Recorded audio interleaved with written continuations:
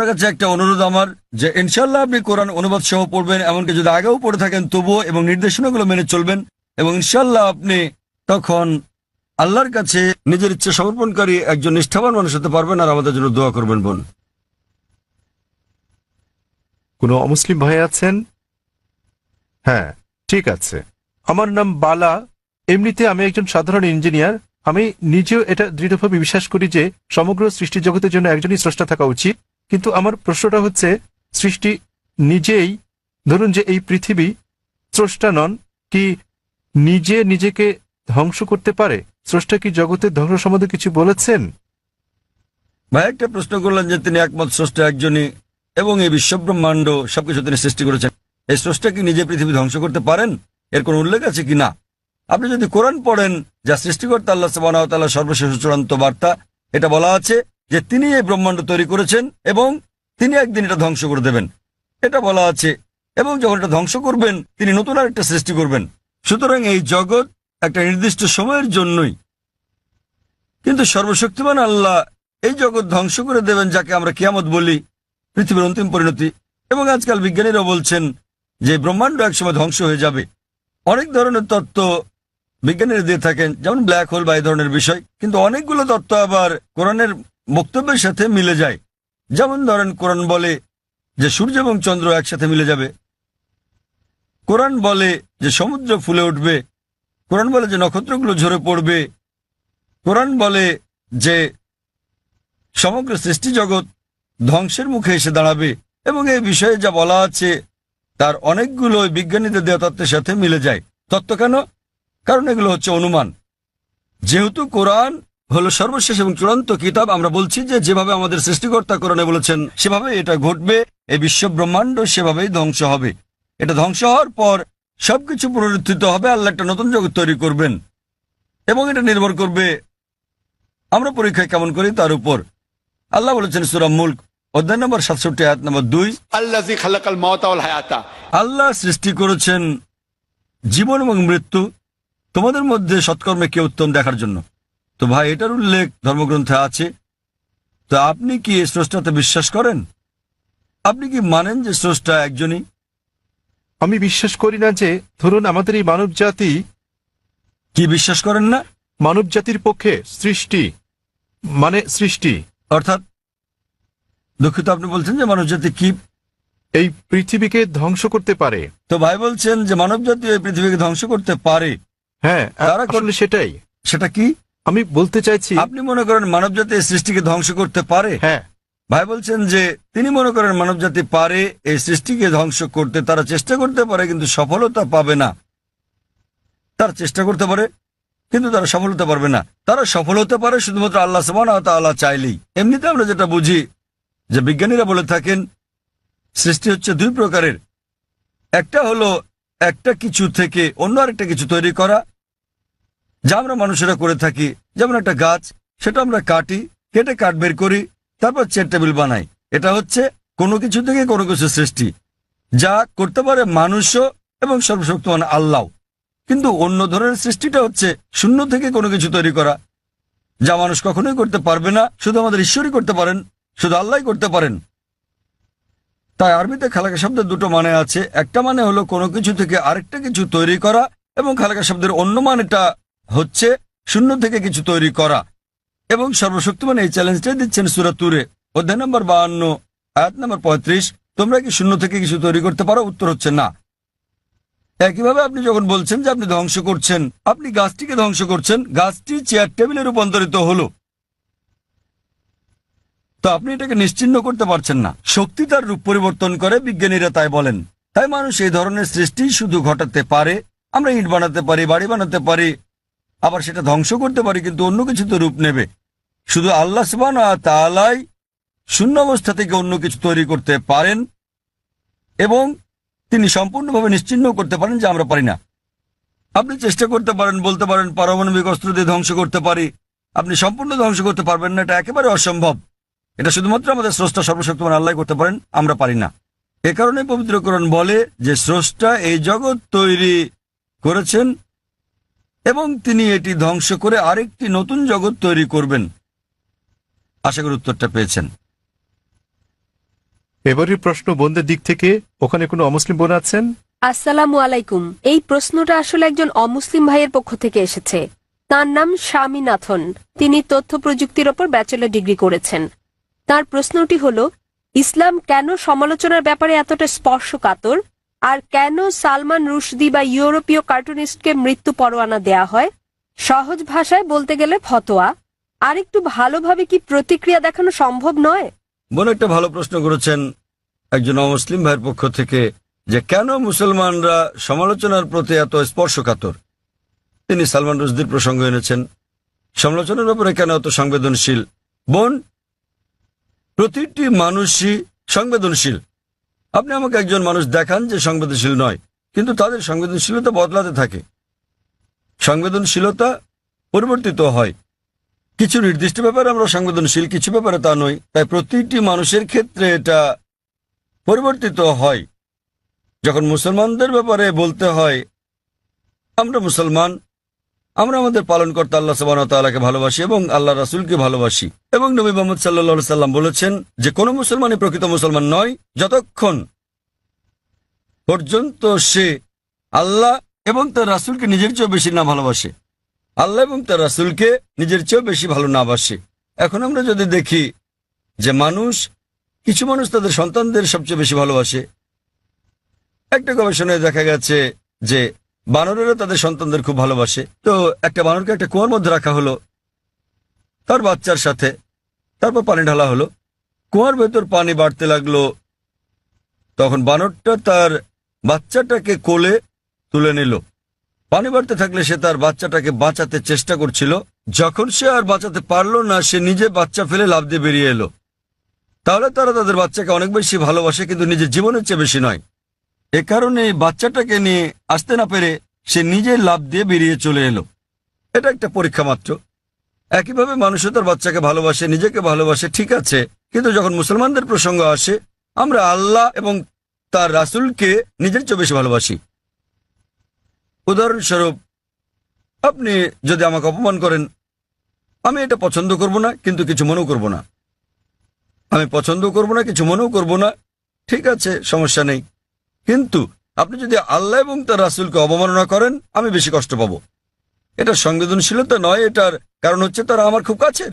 সুতরাং মুসলমানদের কাছে আল্লাহ এবং তার রাসূল খুবই ঘনিষ্ঠ, এমনকি আমাদের সন্তানদের চেয়েও ঘনিষ্ঠ, স্ত্রীর চেয়েও ঘনিষ্ঠ, স্বামীর চেয়েও ঘনিষ্ঠ, নিজের জীবনের চেয়েও ঘনিষ্ঠ। তো এ কারণে আমি বলবো যে আপনি একটু অন্যভাবে প্রশ্নটা করতে পারতেন, যে কেন মুসলমানরা আল্লাহ এবং তার রাসূলকে এত বেশি ভালোবাসে। আপনি আমাকে একজন মানুষ দেখান, আপনি যদি তাকে অপমান করেন ঠিক আছে, কিন্তু তার মাকে অপমান করলে সে রেগে যাবে। যদি কারো মাকে নিয়ে বাজে কথা বলেন, সে অবশ্যই রেগে যাবে। তো আমরা আমাদের আল্লাহ এবং রাসূলকে আমাদের মায়ের চেয়ে বেশি ভালোবাসি।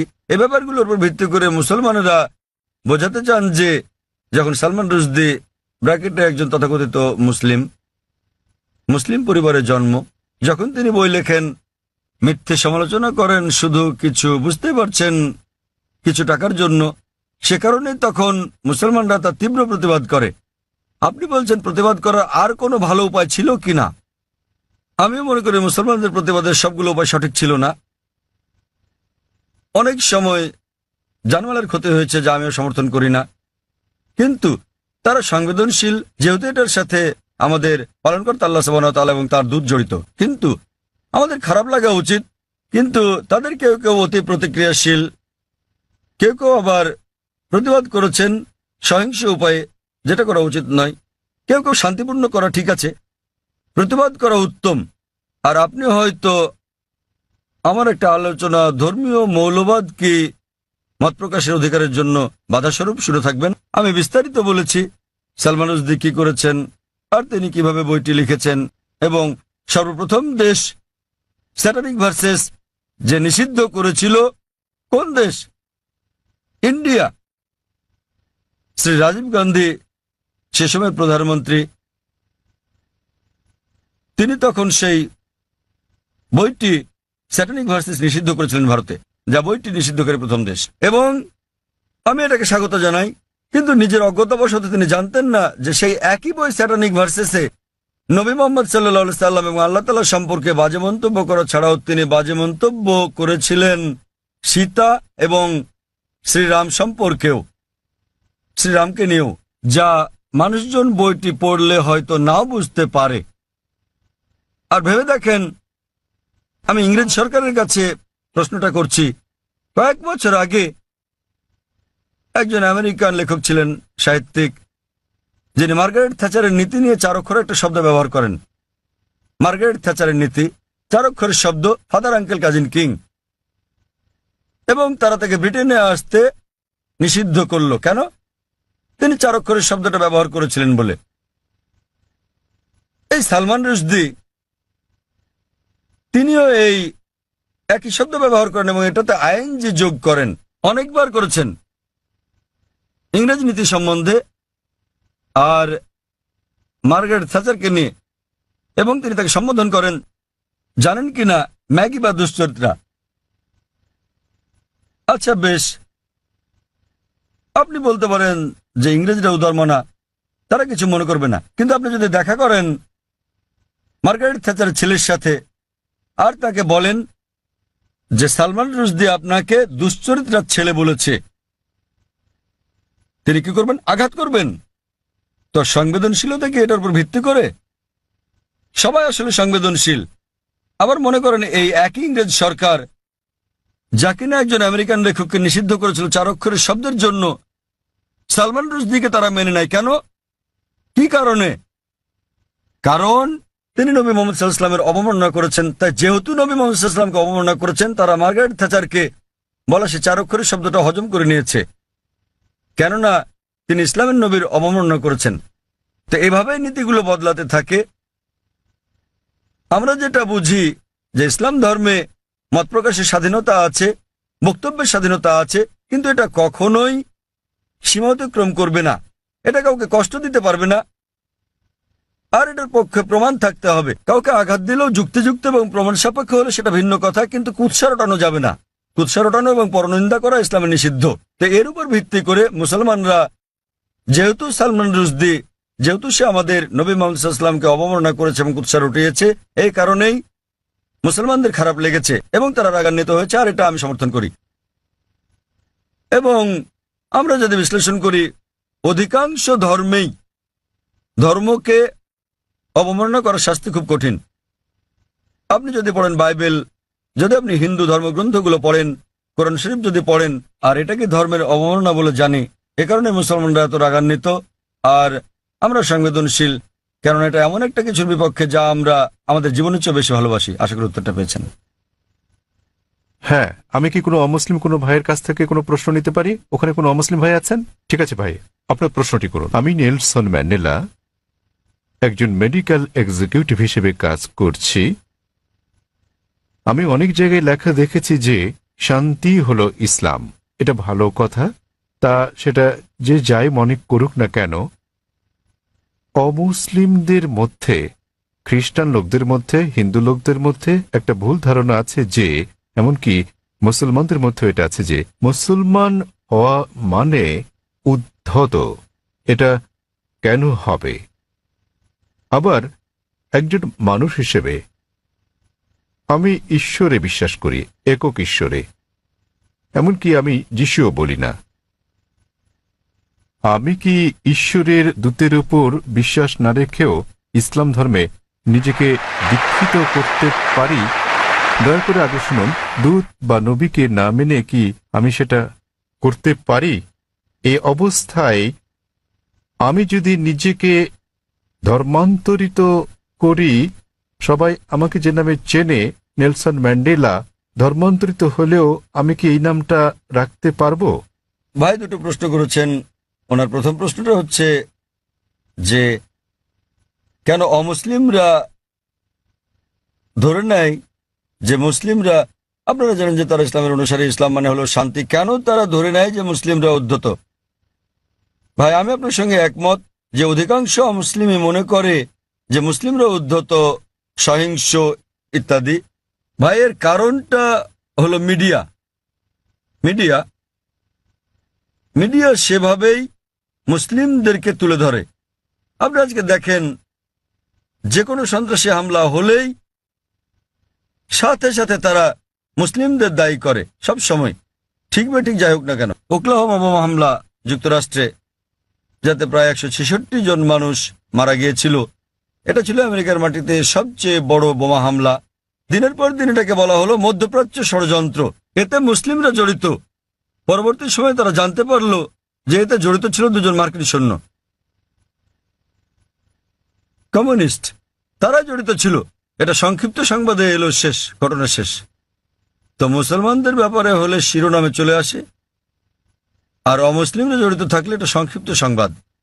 যেমন ভারতীয় সংবাদপত্রে আপনি দেখবেন যে একজন 50 বছর বয়স্ক আরব, 50 বছরের বয়সের আরব মুসলিম 19 বছরের এক মেয়েকে বিয়ে করছে।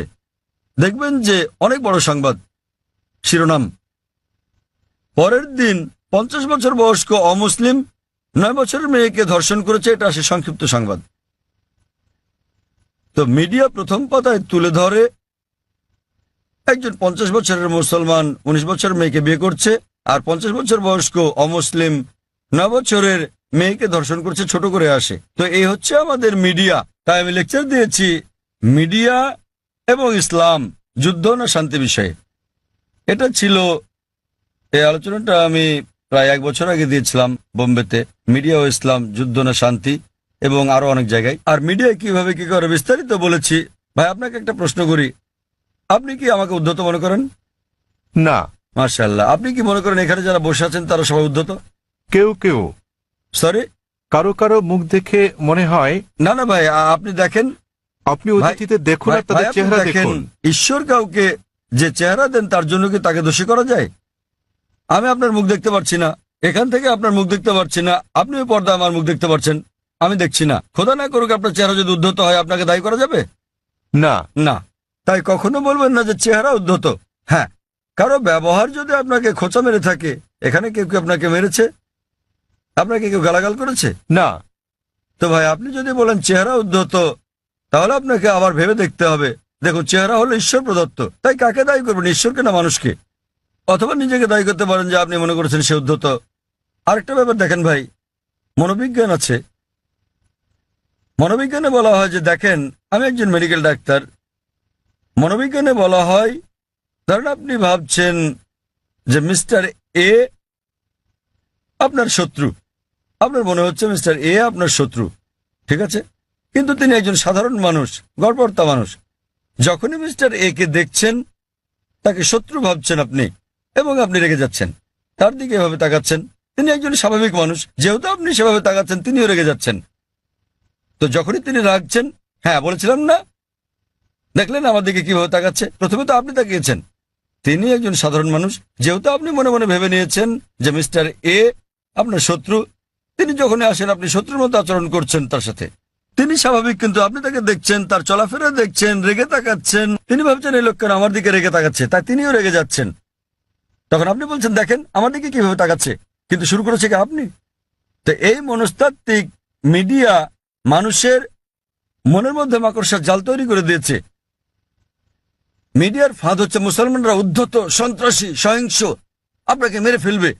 তো আপনি খুব সাবধান হয়ে গেলেন, মানুষের মুখের দিকে তাকাচ্ছেন, হয়তো কেউ সন্ত্রাসীর মতো দেখতে। কারণ যখনই তারা বলছে সন্ত্রাসী, মাথায় টুপি পরিয়ে দিচ্ছে। তো যখনই মাথায় টুপি পরা কাউকে দেখছেন, আপনি ভাবছেন সন্ত্রাসী। তো আসলে এটা হলো মিডিয়া যেভাবে বিষয়টাকে দেখাচ্ছে।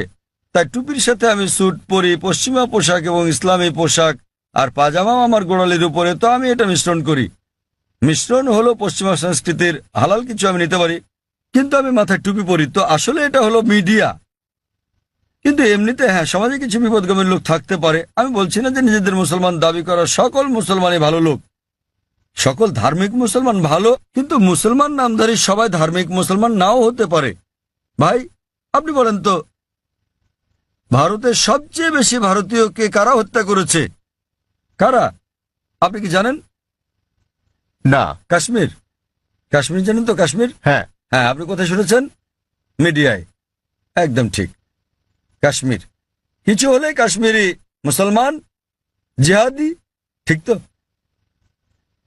ভাই আপনি কি জানেন ভারতের সবচেয়ে বেশি লোকদের কারা হত্যা করেছে? হয়তো কাশ্মীরিরা, তাই তো? না, আপনার কি মনে হয়, আপনি কি মনে করেন হয়তো তারাই? হয়তো। হয়তো, ঠিক আছে, এটা একদম অবাস্তব কথা। আপনি কি জানেন আসামে কতজন লোককে হত্যা করা হচ্ছে? উলফার নাম শুনেছেন হয়তো, হয়তো সংক্ষিপ্ত সংবাদে, তাই তো? সংক্ষিপ্ত শিরোনামে নয়। উলফা হচ্ছে একটা হিন্দু সন্ত্রাসী সংগঠন। তাদের প্রধান উদ্দেশ্যই হলো মুসলিমদের হত্যা করা। তারা কাশ্মীরি বিদ্রোহীদের চেয়েও বেশি হামলা করে থাকে, কিন্তু সংবাদে খুব কমই তাদের শোনা যায়। আপনি কি মাওবাদীদের জানেন? মাওবাদীরা তারা ভারতের ৬৬টি জেলার মধ্যে থেকে পুলিশের ভাষ্যমতে ১৫০টিরও বেশি জেলা দখল করে আছে। তাদের কাছে ভারতীয় সেনাবাহিনীর চেয়ে আধুনিক অস্ত্র আর গোলাবারুদ বেশি আছে। তাদের কাছে রকেট লঞ্চারও আছে। আপনি কি জানেন আধা কিলোমিটার দূর থেকেও তারা পুলিশ ফাঁড়ি ধ্বংস করে দেয়? এগুলো সংবাদে ছোট করে আসে। হ্যাঁ স্যার। তারা ভারতের জন্য কাশ্মীরিদের চেয়েও বড় বিপদ। কাশ্মীরিরা শুধু কাশ্মীরেই গোলাগুলি করে। সেটা ঠিক না ঠিক পরে আলোচনা করব। তাদের এই যুদ্ধ ন্যায় কি অন্যায় পরে আলোচনা করতে পারবো, ঠিক না ঠিক। কিন্তু তারা স্থানীয় আর মাওবাদীরা পুরো দেশ কব্জা করছে, এবং সরকার মাওবাদীদের চেয়ে কাশ্মীরিদের নিয়ন্ত্রণ করতে বেশি টাকা খরচ করছে। আমাদের বুঝতে হবে যে এই হচ্ছে মিডিয়া। এটা মূলত মিডিয়াই। সব সমাজে খারাপ জিনিস আছে। মিডিয়া সমাজে দুষ্ট লোকদের খুঁজে বের করে এবং তুলে ধরে এভাবে যে মুসলিম মাত্র এরকম। আমি নিশ্চিত কিছু কিছু লোক মুসলমান হওয়া সত্ত্বেও অপরাধী, যারা হয়তো নিষ্পাপ লোকদের হত্যা করে থাকে। তারা কোরআনের বিরোধী। কিন্তু আরো বেশি অমুসলিম রয়েছে যারা আরো বড় অপরাধী, যারা আরো বেশি ভারতীয়কে হত্যা করছে, কিন্তু মিডিয়া তাদের তুলে ধরছে না। তো আপনার প্রথম প্রশ্নের উত্তরে বলা যায় যে এর জন্য মিডিয়ায় দায়ী। আর তা না হলে আপনি এখানে দাঁড়িয়ে থাকতেন না, ঠিক তো? চিন্তা করেন, আপনি হাজার হাজার লোকের সামনে দাঁড়িয়ে আমাকে প্রশ্ন করছেন। আমি এটা হ্যাঁ, ভাবিনি। সেটাই প্রশ্ন করা। যদি আপনি নিশ্চিত হতেন তাহলে আমাকে প্রশ্ন করতেন না, তাই তো? তো এটাই হচ্ছে প্রমাণ যে যদিও আপনি মিডিয়ার কথা শোনেন কিন্তু তাদেরকে পুরোপুরি বিশ্বাস করেন না। তাই আমরা আপনার মতো লোকদের সম্মান করি। নেলসন ম্যান্ডেলা, আর এটা আমাকে দক্ষিণ আফ্রিকার সেই মহান নেতার কথা মনে করিয়ে দেয়, নেলসন ম্যান্ডেলা। এবার আপনার দ্বিতীয় প্রশ্নে আসি। আপনি বলেছেন যে আপনি একজন খ্রিস্টান এবং যীশু খ্রিস্টের উপর বিশ্বাস স্থাপন করেন। আপনি জানতে চেয়েছেন আমি কি ইসলাম গ্রহণ করতে পারি, মুসলমান হতে পারি? রাসূলকে বিশ্বাস না করে আপনি বোঝাতে চেয়েছেন নবী মোহাম্মদকে বিশ্বাস না করার কথা, ঠিক? হ্যাঁ। দূত বলতে তো যীশু খ্রিস্টকেও একজন দূত বলা যায়। কারণ হ্যাঁ, কারণ আমার জন্ম এবং বেড়ে ওঠা খ্রিস্টান পরিবারে, হ্যাঁ, ঠিক। খ্রিস্টান নিয়ম নীতিতে আমি এখনো পর্যন্ত শুধু যীশু খ্রিস্ট সম্বন্ধে জানি, মোহাম্মদ সম্বন্ধে জানি না। ঠিক, ঠিক আছে। সেজন্য আমি বলছিলাম এ কারণে না যে আপনি নবী মোহাম্মদের বিপক্ষে। না, মোটেও তার হ্যাঁ, বিপক্ষে নয়। ভাই একটা সুন্দর প্রশ্ন করেছেন। এই পরিস্থিতিতে আমি ইসলাম গ্রহণ করলে মানুষ কিভাবে আমাকে দেখবে? ঠিক ঠিক ভাই, একটা সুন্দর প্রশ্ন। আর আমাকে কি নামও পরিবর্তন করতে হবে? কারণ আমার ড্রাইভিং লাইসেন্স, পাসপোর্ট, সরকারি সম্পত্তি সব আপনার এই এই নামে নেলসন করা ম্যান্ডেলার আছে। নামটা পরিবর্তন করতে হবে কিনা? ভাই একটা ভালো প্রশ্ন করেছেন যে খ্রিস্টান পরিবারে জন্মের কারণে তিনি আগের নবীদের সম্বন্ধে জানেন, তিনি যীশু খ্রিস্টের সম্পর্কেও জানেন, ইসলাম ধর্ম সম্পর্কে পড়েছেন, তিনি ইসলামের দর্শনে একমত, ইসলাম গ্রহণও করতে চান, কিন্তু নবী মোহাম্মদ সাল্লাল্লাহু আলাইহি ওয়াসাল্লাম সম্পর্কে তেমন কিছু জানেন না, ঠিক আছে? হ্যাঁ। এই কারণে তিনি নবী মোহাম্মদ সাল্লাল্লাহু আলাইহি ওয়াসাল্লামের উপর বিশ্বাস না এনে ইসলাম গ্রহণ করতে পারবেন কিনা, এই তার প্রশ্ন। আর তাকে তো নাম পাল্টাতে হবে কিনা? প্রথম প্রশ্নের ব্যাপারে বলা যায় যে আপনি একজন মুসলিম হতে পারবেন না যতক্ষণ পর্যন্ত সকল নবীর উপর বিশ্বাস আনবেন না। আমাদের সেই সকল নবীগণের উপরও বিশ্বাস আনতে হবে যাদের নাম কোরআনে আছে। তিনি যদি আল্লাহর একজন দূত হয়ে থাকেন তাদের আমাদের ভালোবাসতে হবে, সম্মান করতে হবে। আর আপনার জানার জন্য বলছি, ইসলাম হলো একমাত্র খ্রিস্টান ধর্ম বিশ্বাস যা বিশ্বাসের একটি ধারা হিসেবে যীশু খ্রিস্টকে বিশ্বাসের কথা বলেছে। কোন মুসলিমই মুসলিম নয় সে যদি যীশু খ্রিস্টের উপর বিশ্বাস স্থাপন না করে। আমরা বিশ্বাস করি যে তিনি আল্লাহ সুবহানাহু ওয়া তাআলার সর্বশক্তিমান আল্লাহর সবচেয়ে প্রভাবশালী নবীগণের একজন। আমরা বিশ্বাস করি যে তিনি মসীহ, যাকে বলা হয় খ্রিস্ট। আমরা বিশ্বাস করি যে তিনি অলৌকিকভাবে জন্মগ্রহণ করেছিলেন কোন পুরুষের হস্তক্ষেপ ছাড়াই, যা অনেক আধুনিক খ্রিস্টানই বিশ্বাস করে না। আমরা বিশ্বাস করি যে তিনি আল্লাহর অনুমতি নিয়ে মৃতকে জীবন দান করেছিলেন। আমরা বিশ্বাস করি যে তিনি জন্মান্ধ এবং কুষ্ঠরোগীকে আল্লাহর সাহায্য নিয়ে ভালো করেছিলেন। খ্রিস্টান এবং মুসলিমরা এখানে একসাথে চলে। কিন্তু কেউ প্রশ্ন করতে পারে, তাহলে দুটোর পার্থক্য কোথায়? দুটোর পার্থক্য হচ্ছে, অনেক খ্রিস্টানই বিশ্বাস করেন যে যীশু খ্রিস্ট বা ঈসা আলাইহিস সালাম নিজের অমরত্ব দাবিদার। তিনি বলেন যে তিনি ঈশ্বর। প্রকৃতপক্ষে আপনি যদি বাইবেল পড়েন দেখবেন কোথাও এমন একটাও নিঃশর্ত বক্তব্য নেই সমগ্র বাইবেলে যেখানে যীশু খ্রিস্ট বা ঈসা আলাইহিস সালাম নিজে বলেছেন যে আমি ঈশ্বর অথবা তোমরা আমার উপাসনা করো। আমি আবারও বলছি, যদি পড়েন বাইবেল সেখানে একটিও নিঃশর্ত বক্তব্য নেই, একটিও দ্ব্যর্থহীন বাক্য পাবেন না। সমগ্র বাইবেলে যেখানে যীশু খ্রিস্ট বা ঈসা আলাইহিস সালাম নিজে বলেছেন যে আমি ঈশ্বর, অথবা তোমরা আমার উপাসনা করো। এমনকি বাইবেলে দেখবেন যীশু খ্রিস্ট বা ঈসা আলাইহিস সালাম নিজে বলেছেন। এর উল্লেখ আছে গসপেল অফ জন অধ্যায় নম্বর 14 অনুচ্ছেদ নম্বর 28। যীশু খ্রিস্ট নিজে বলেছেন আমার পিতা আমার চেয়ে মহান। গসপেল অফ জন অধ্যায় নম্বর 10 অনুচ্ছেদ নম্বর 29, আমার পিতা সবার চেয়ে মহান। গসপেল অফ ম্যাথিউ অধ্যায় নম্বর 12 অনুচ্ছেদ নম্বর 28, আমি ঈশ্বরের শক্তি দিয়ে শয়তানকে পরাভূত করি। গসপেল অফ লুক অধ্যায় নম্বর 11 অনুচ্ছেদ নম্বর 20, আমি ঈশ্বরের আঙ্গুলের ইশারায় শয়তানকে পরাভূত করি। গসপেল অফ জন অধ্যায় নম্বর 5 অনুচ্ছেদ নম্বর 30, আমি নিজের থেকে কিছুই করতে পারি না, আমি যেমন শুনি তেমন বিচার করি, আর আমার বিচার ন্যায্য, কারণ আমি নিজের ইচ্ছায় চলি না, আমার পিতার ইচ্ছায় চলি। যে বলবে আমি সর্বশক্তিমান আল্লাহর ইচ্ছার অনুসারে নিজের ইচ্ছার নই, সে একজন মুসলিম। যীশু খ্রিস্ট সাল্লাল্লাহু আলাইহি ওয়াসাল্লাম ছিলেন একজন মুসলিম। তিনি কখনোই দেবত্ব দাবি করেননি, তিনি কখনোই বলেননি যে তিনি ঈশ্বর। আর আপনি যদি বাইবেল পড়েন, সেখানে বুক অফ অ্যাক্টসে আছে অধ্যায় নম্বর 2 অনুচ্ছেদ নম্বর 22, যে হে ইসরায়েলের লোকেরা, এই নাজারেথের যিশুর কথা শোনো, তোমাদের মধ্যে হতে ঈশ্বর কর্তৃক মনোনীত ব্যক্তি, যিনি অলৌকিক অবিশ্বাস্য কাজ করেন ঈশ্বরের মাধ্যমে, আর তোমরা তার সাক্ষী। ঈশ্বর কর্তৃক মনোনীত এক ব্যক্তি তোমাদের মধ্যে আছেন, যিনি অলৌকিক অবিশ্বাস্য কাজ করেন ঈশ্বরের মাধ্যমে, আর তোমরা তার সাক্ষী। আর যখন যীশু খ্রিস্ট সাল্লাল্লাহু জিজ্ঞেস করা হলো আপনার প্রথম নির্দেশ কি, তিনি অক্ষরে অক্ষরে সেই কথাটাই বললেন যা মুসা আলাইহিস সালাম বলেছিলেন বুক অব ডিউটেরোনমি অধ্যায় 6 অনুচ্ছেদ 4-এ। যীশু খ্রিস্ট সাল্লাল্লাহু সে কথাটাই বলেন গসপেল অফ মার্ক অধ্যায় 12 অনুচ্ছেদ 29। তিনি বলেন शमा इस्राइलो अदना हाइनो अदना खद। শোনো হে ইসরায়েলবাসী, ঈশ্বর আমাদের ঈশ্বর হলেন একজন ঈশ্বর। তো আপনি যদি মুসলমান হন, মুসলমান হতে গেলে আপনাকে সকল নবীর উপর বিশ্বাস আনতে হবে। সে আদম থেকে শুরু করে নূহ, ইব্রাহিম, ইসহাক, মুসা, যিশু এবং নবী মুহাম্মদ সাল্লাল্লাহু আলাইহি ওয়াসাল্লামের উপর। তো এখন নবী মুহাম্মদ সাল্লাল্লাহু আলাইহি ওয়াসাল্লামের ব্যাপারে আপনার প্রশ্নে আসি। আপনি হয়তো তার সম্পর্কে বিস্তারিত জানেন না, আপনি হয়তো তার জীবনী সম্বন্ধে জানেন না, কিন্তু আপনাকে তার উপর বিশ্বাস আনতে হবে। আর আপনি যদি খাঁটি খ্রিস্টানও হয়ে থাকেন, যীশু খ্রিস্ট বা ঈসা আলাইহিস সালাম ভবিষ্যৎবাণী করেন নবী মুহাম্মদ সাল্লাল্লাহু আলাইহি ওয়াসাল্লামের ব্যাপারে। নবী মুহাম্মদ সাল্লাল্লাহু আলাইহি ওয়াসাল্লামের ব্যাপারে ভবিষ্যৎবাণী করা হয়েছে ওল্ড টেস্টামেন্টে, এমনকি নিউ টেস্টামেন্টেও ভবিষ্যৎবাণী করা হয়েছে বুক অব ডিউটেরোনমিতে অধ্যায় 18 অনুচ্ছেদ 18, বুক অব ডিউটেরোনমি অধ্যায় 18 অনুচ্ছেদ 19, বুক অব আইজায়া অধ্যায় 29 অনুচ্ছেদ 12, সং অব সলোমন অধ্যায় 5 অনুচ্ছেদ 16, এমনকি নিউ টেস্টামেন্টেও তার কথা বলা হয়েছে। যীশু খ্রিস্ট সাল্লাম বলেছেন নবী মুহাম্মদ সাল্লাল্লাহু আলাইহি সাল্লামের আগমনের ব্যাপারে গসপেল অফ জন অধ্যায় 14 অনুচ্ছেদ 16, গসপেল অফ জন অধ্যায় 15 অনুচ্ছেদ 26, গসপেল অফ জন অধ্যায় 16 অনুচ্ছেদ 7 এবং গসপেল অফ জন অধ্যায় 16 অনুচ্ছেদ 12 থেকে 14।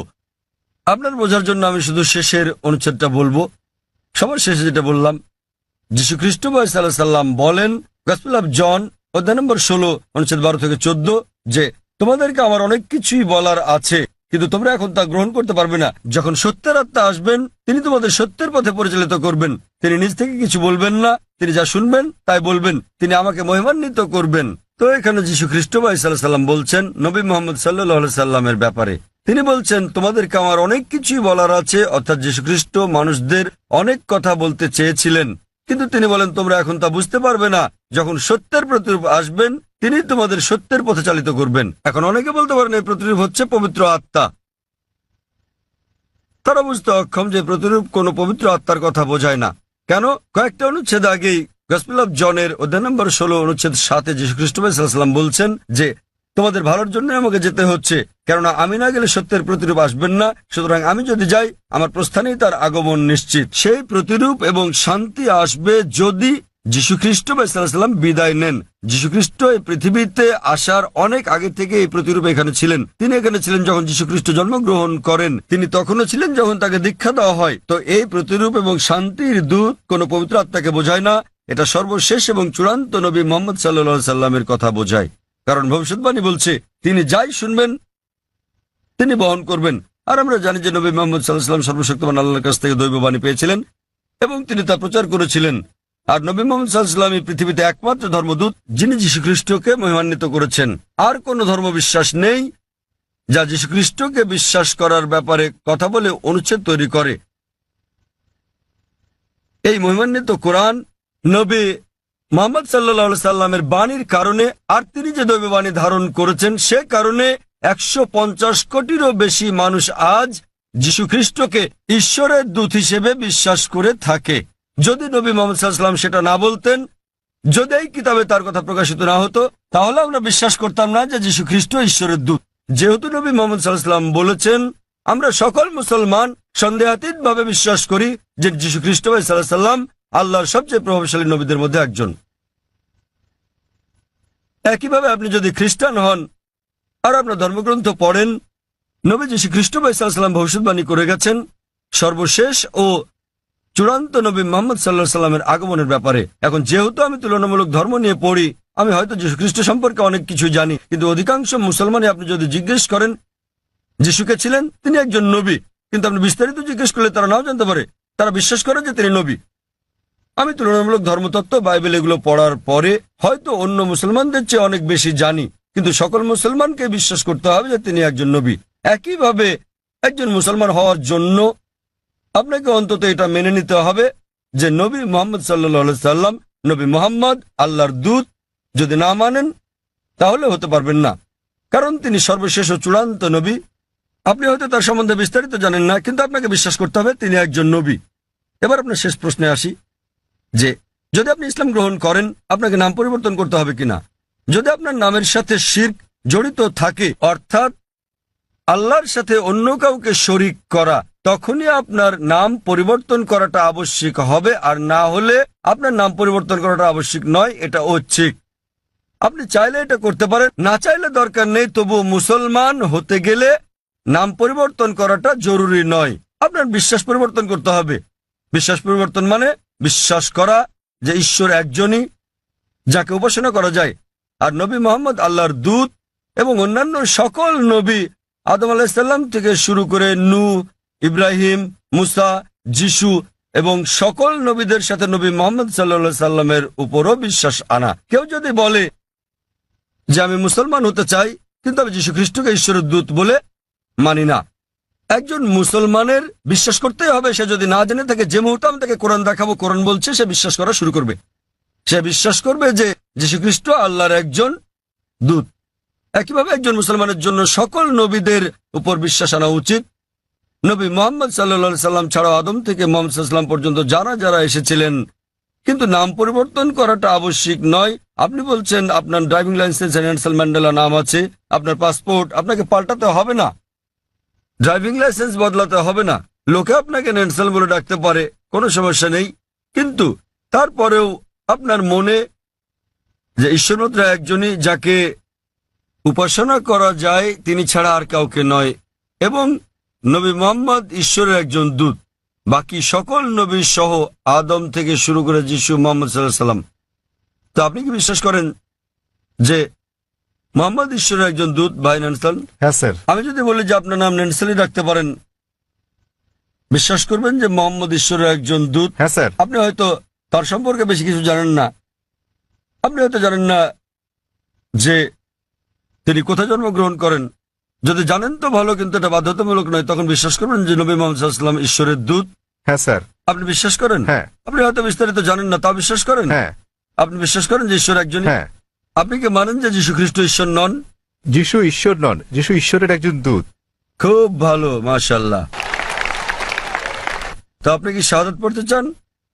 হ্যাঁ আচ্ছা, অবশ্যই। আমি আরবিতে বলবো, আপনি সাথে সাথে বলবেন। আপনি কি মানেন যে ঈশ্বর একজন? হ্যাঁ। আপনি কি মানেন যে নবী মুহাম্মদ সাল্লাল্লাহু আলাইহি ওয়াসাল্লাম ঈশ্বরের একজন দূত? আপনি কি মানেন যে যীশু খ্রিস্ট ঈশ্বরের একজন দূত? হ্যাঁ। কেউ কি আপনাকে জোর করছে গ্রহণ করতে ইসলাম? না। কেউ আপনার উপর চাপ প্রয়োগ করছে? না। কোনো অর্থনৈতিক চাপ, টাকা? না। টাকার কোনো হ্যাঁ। ব্যাপার নেই। তো আপনি মন থেকেই বলছেন, হ্যাঁ। আপনার নিজের ইচ্ছাতে, হ্যাঁ। কোনো চাপ নেই আপনার উপর। বেশ, না। আমি আরবিতে বলবো, আপনি সাথে সাথে বলবেন। আশহাদু আশহাদু আল্লাহ আল্লাহ ইলাহা ইলাহা ইল্লাল্লাহ ইল্লাল্লাহ ওয়া আশহাদু ওয়া আশহাদু আন্না আন্না মুহাম্মাদান মুহাম্মাদান আবদুহু আবদুহু ওয়া রাসূলুহু। ওয়া রাসূলুহু। মাশাআল্লাহ। আমি সাক্ষ্য দিচ্ছি, আমি সাক্ষ্য দিচ্ছি আমি সাক্ষ্য দিচ্ছি যে যে কোনো উপাস্য নেই কোনো উপাস্য নেই আল্লাহ ছাড়া, আল্লাহ ছাড়া, এবং এবং নবী মুহাম্মদ নবী মুহাম্মদ হলেন হলেন আল্লাহর দূত আল্লাহর দূত এবং আল্লাহর বান্দা। এবং আল্লাহর বান্দা। মাশাআল্লাহ।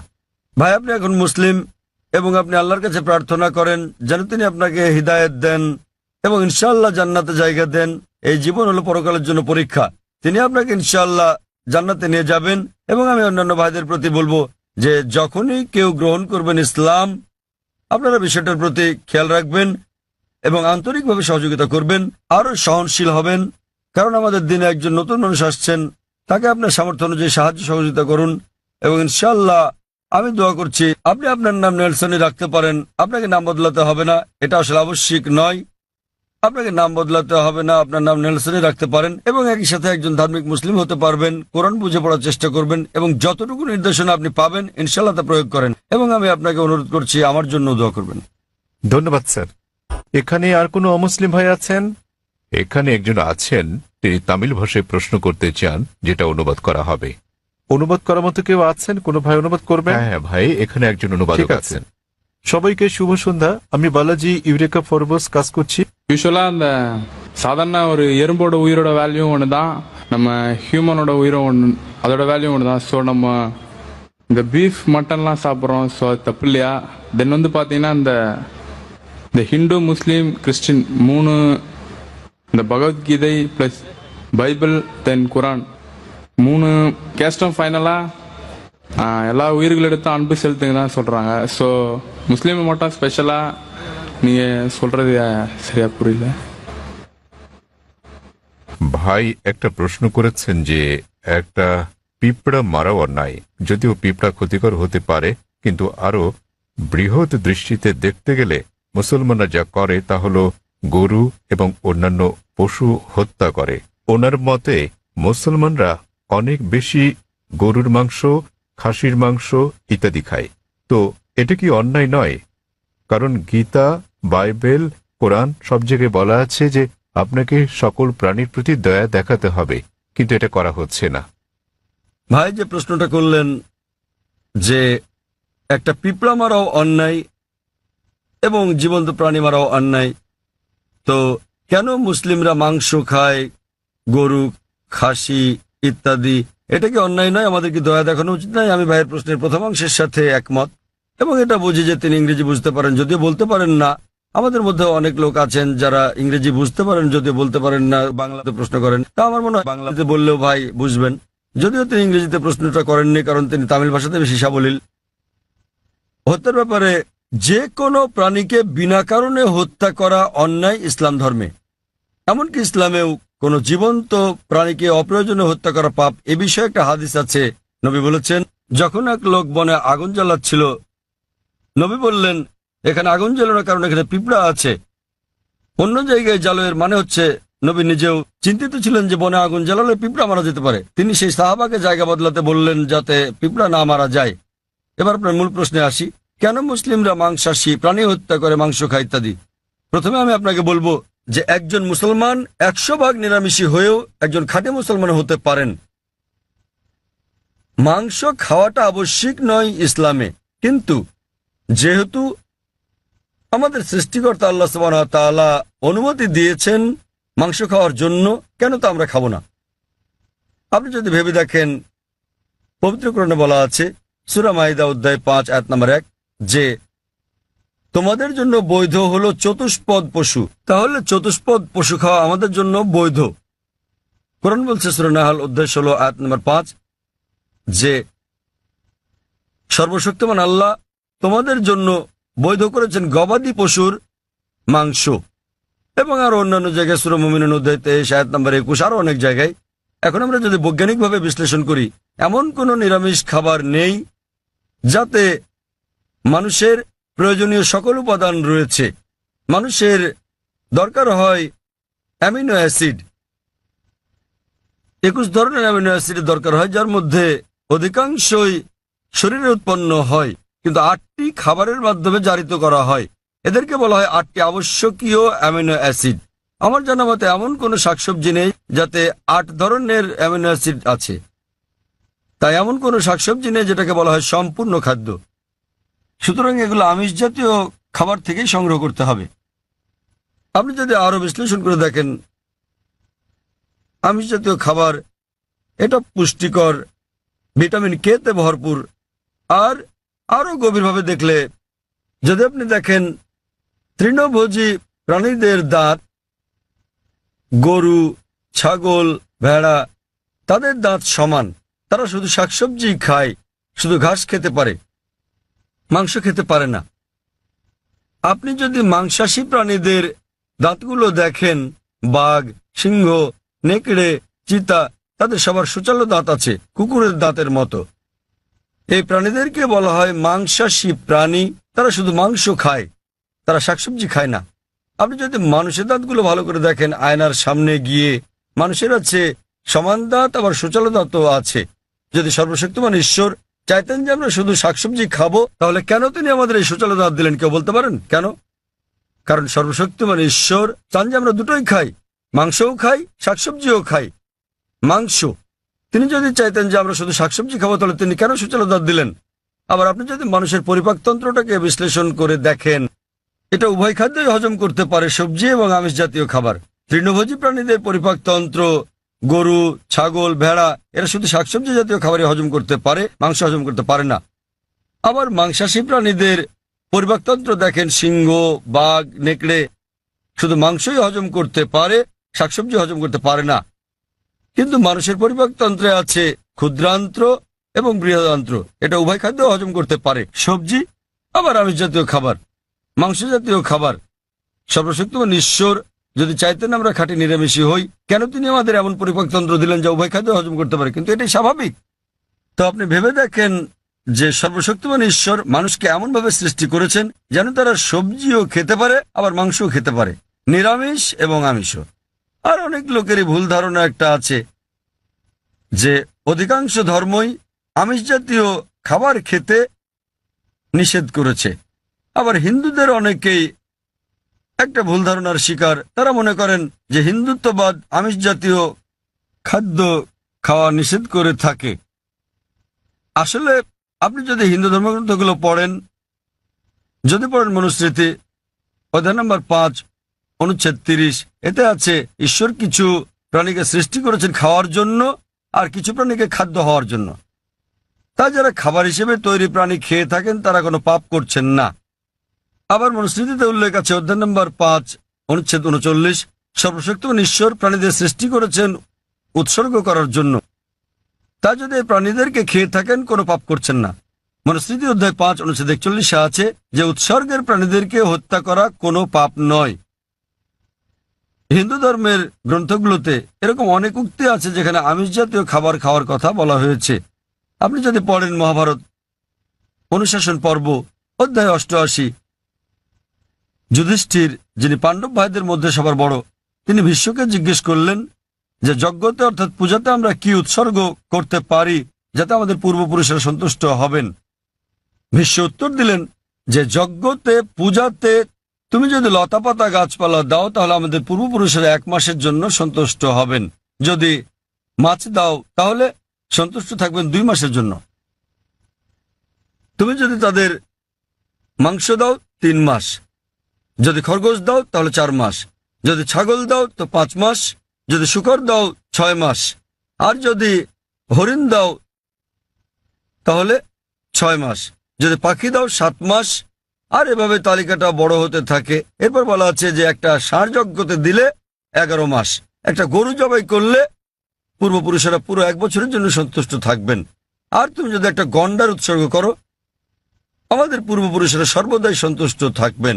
মহাভারতে এই পুরো মেনুটাই দেওয়া আছে।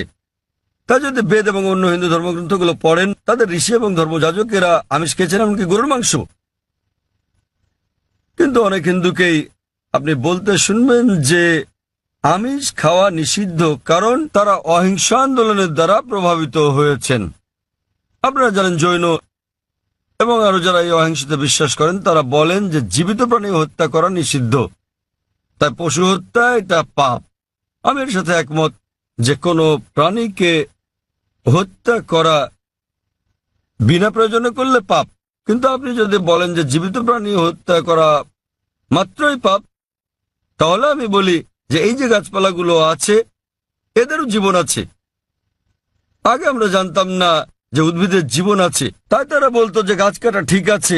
আজকে আমরা জানি যে এমনকি গাছেরও প্রাণ আছে। তখন তাদের যুক্তি পাল্টে বলে, জাকির ভাই গাছের প্রাণ আছে ঠিকই, কিন্তু গাছ ব্যথা অনুভব করে না, তাই গাছকে হত্যা করা সবজি খাওয়া আমিষ বা মাংস খাওয়ার তুলনায় অনেক কম অন্যায়।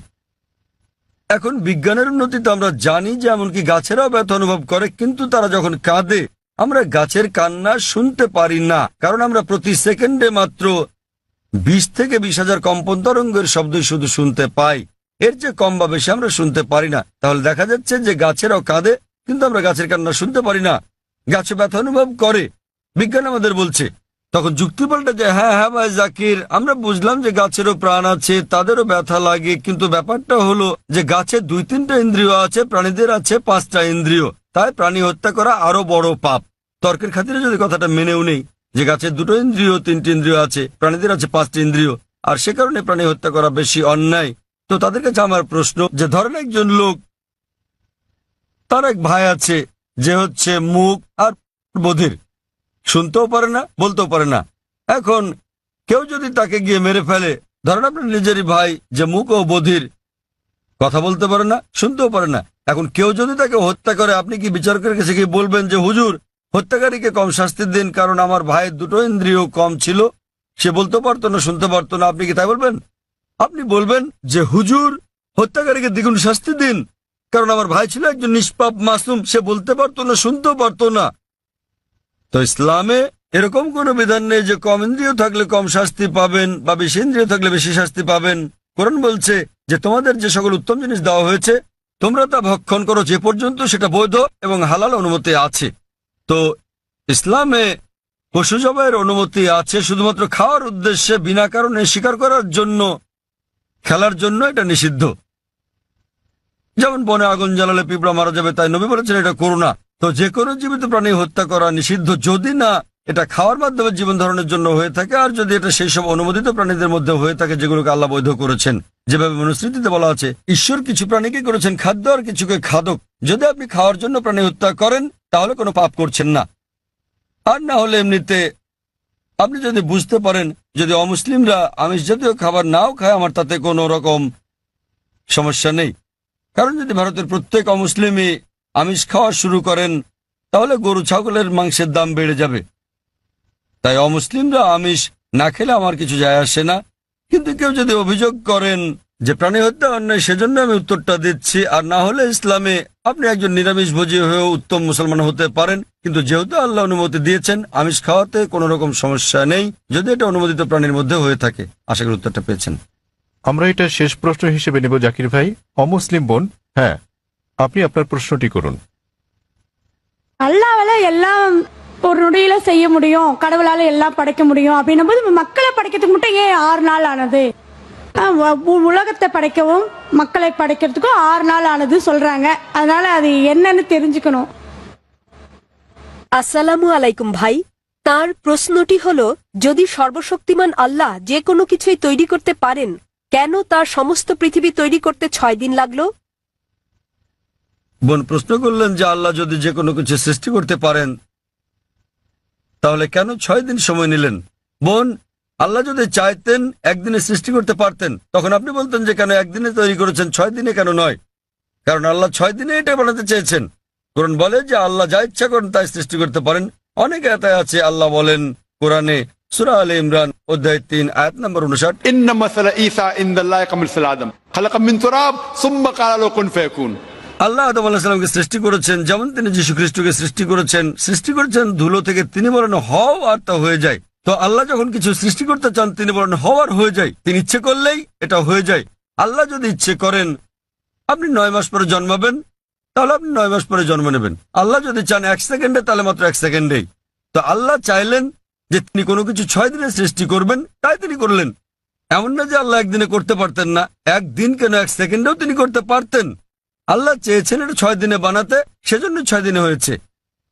তো আল্লাহ যাই চান তিনি শুধু বলেন কুন ফায়াকুন, হও আর এটা হয়ে যায়। এই সৃষ্টি জগতে তিনি বলেন হও আর হয়ে গেল। তবে আল্লাহ এটা 6 দিনে বানাতে চেয়েছিলেন, সেজন্য 6 দিনে হয়েছে। এমন না যে তিনি এর চেয়ে কম বা বেশি সময় বানাতে পারতেন না, এটাই তিনি চেয়েছিলেন। আর আল্লাহ যাই ইচ্ছা করেন তাই হয়ে যায় সহজে। আশা করি উত্তরটা পেয়েছেন। এক ভাইয়ের কাছ থেকে একটা অনুরোধ এসেছে যে যারা ইসলাম গ্রহণ করেছেন, আমরা অনুষ্ঠানটা শেষ করার আগে এক ভাই নেলসন ম্যান্ডেলা তিনি গ্রহণ করেছেন ইসলাম। আমি তার হাতে কোরআনের একটি অনুবাদ তুলে দিতে চাই। আমি স্বেচ্ছাসেবক বোনদের অনুরোধ করবো তার হাতে একটি কোরআনের অনুবাদ তুলে দিতে, যে মহিলা ইসলাম গ্রহণ করেছেন। নেলসন ম্যান্ডেলাকে অনুরোধ করবো, তিনি কে আছেন? নেলসন ম্যান্ডেলা কি এখানে আছেন? হ্যাঁ, অনুরোধ করছে মঞ্চে আসার জন্য, যাতে আমি আপনাকে কোরআনের অনুবাদ দিতে পারি।